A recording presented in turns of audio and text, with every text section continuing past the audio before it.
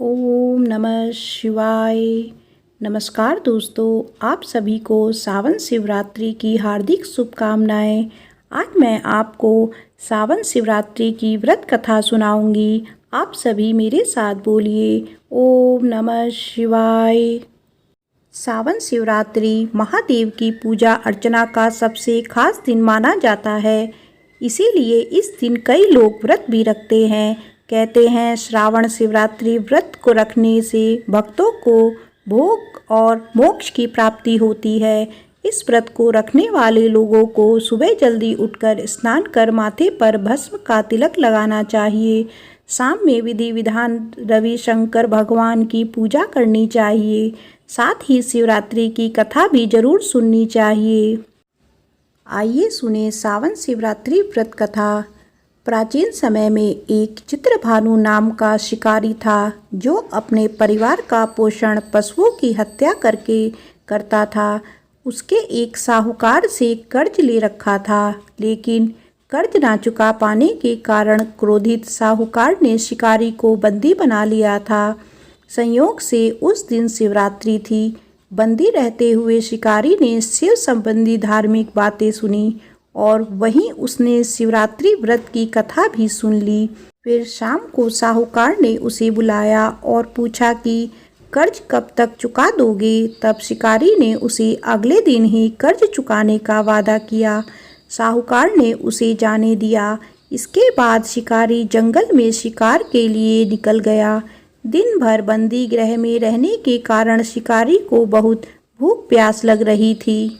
जंगल में इधर उधर भटकने के बाद वह एक जलाशय के पास गया और वहां पर ही एक पेड़ पर थोड़ा सा जल पीने के लिए लेकर चढ़ गया। शिकारी अब वहीं पर बैठकर शिकार का इंतजार करने लगा। शिकारी जिस पेड़ पर बैठा था वो बेलपत्र का पेड़ था और उस पेड़ के नीचे एक शिवलिंग था जो बेलपत्रों से ढका होने के कारण शिकारी को दिखाई नहीं दिया था। भूख और प्यास से थका वो उसी मचान पर बैठ गया। शिकारी ने मचान बनाते समय पेड़ की कुछ टहनियाँ तोड़ी। संयोग से ये टहनियाँ शिवलिंग पर जा गिरी। इस प्रकार शिकारी ने दिन भर भूखे प्यासे रहकर अनजाने में ही सही पर शिवरात्रि का व्रत भी हो गया और शिवलिंग पर बेलपत्र भी चढ़ गया। रात्रि का एक प्रहर बीतने के बाद एक गर्भिणी मुर्गी तालाब के किनारे पानी पीने के लिए पहुंची। शिकारी ने उसे मारने के लिए अपना धनुष उठाया।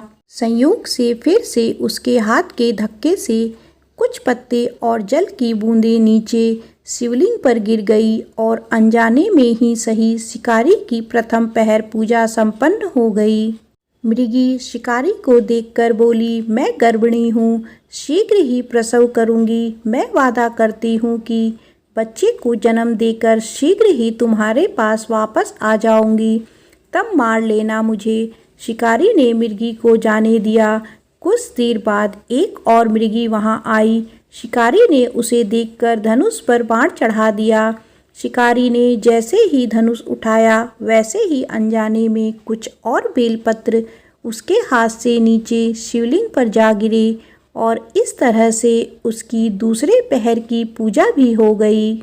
इस मृगी ने भी विनम्रता पूर्वक शिकारी से निवेदन किया कि मैं थोड़ी देर पहले ऋतु से निवृत्त हुई हूँ, अपने प्रिय की तलाश कर रही हूँ। मैं वचन देती हूँ कि अपने पति से मिलकर शीघ्र ही वापस आ जाऊंगी, तब तुम मेरे शिकार कर लेना। शिकारी ने उसे भी जाने दिया। तब रात्रि का आखिरी पहर बीतने को था।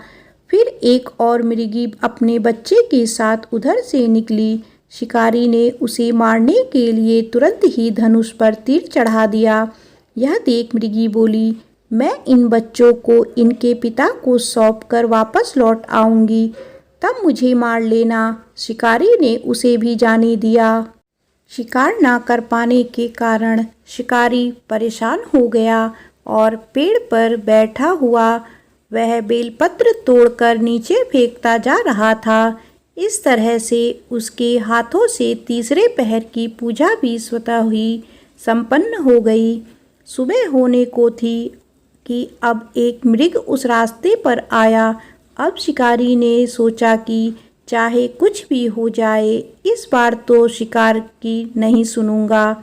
शिकारी को देख मृग ने कहा कि यदि तुमने मुझसे पहले आने वाली 3 मुर्गियों और उसके बच्चे को मार डाला है तो मुझे भी शीघ्र मार दो, क्योंकि मैं उन मुर्गियों का पति हूँ।